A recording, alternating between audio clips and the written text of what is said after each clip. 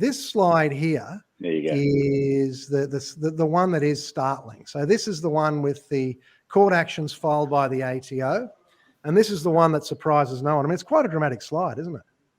I mean, it is remarkable. And, we hear that the ATO is going to start taking action. But I think, Michael, this is your cue. We don't think the ATO is looking at taking action through wind-ups.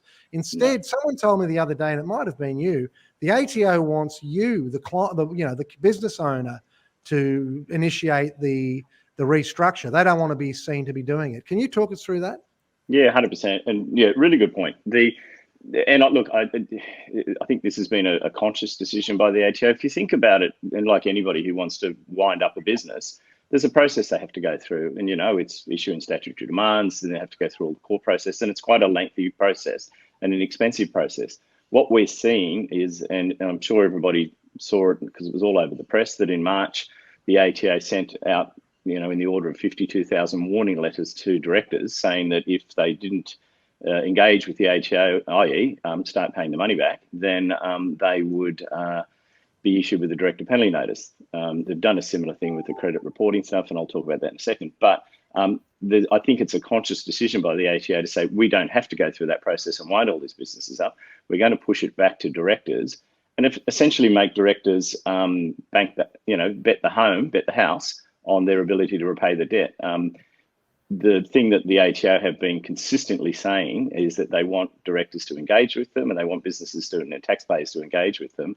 And this is a clear method that they're using to create that engagement. But it's also meaning that there'll be many directors who will receive a director penalty notice, and if their lodgements are up to date and they have the option to liquidate, then they will. Many are taking those steps, and just from talking to insolvency practitioners over the last sort of couple of months, and certainly the last few weeks, they're inundated with, even though they're quiet, they've certainly been inundated with inquiries from directors saying, I've got this letter, I'm worried about the personal liability that flows from it, and are taking steps themselves. So, and I think that's going to be something that will continue. And it's, I suspect it's a bit of an experiment, a look and see from the ATO to see if it achieves what they want to achieve, then those numbers may stay the same. Or, I think there will certainly be some actions, but it won't maybe not get back to where it was. And Patrick, you've sort of previewed the latest numbers. Is anything changing here from the ATO? Yeah, look, it's interesting, Nick. If you take sort of a microscope to the graph there, if you compare Q1 and Q2 this year, you'll see that Q2 was a tiny little bit higher.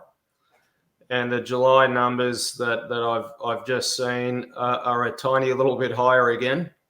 So you could argue that potentially it's just starting to trickle up a little bit, but I would call it very much just a trickle.